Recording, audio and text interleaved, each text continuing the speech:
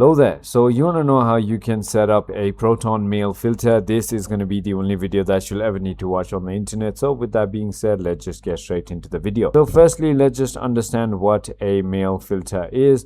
It is simply in order to go ahead and prevent email from certain people that you don't want to see. So for example, if I go ahead and click on this setting icon, click on all settings, then I'm going to be taken to this page right over here, and now I need to simply go ahead and click on filters, and now this is where you can simply block or simply go ahead and not let people spam you, and also block the people who are phishing suspicious emails.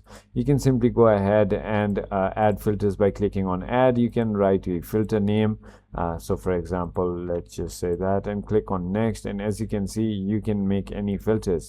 As you can see, the subject contains these keywords are not going to be shown, so you can simply go ahead and make a action as well. So for example, as you can see, move to, and a folder you can simply create for it if you want to. So it is as simple as that. I hope this video was helpful to you. If it was, hit that like button, and I'll see you on the next one.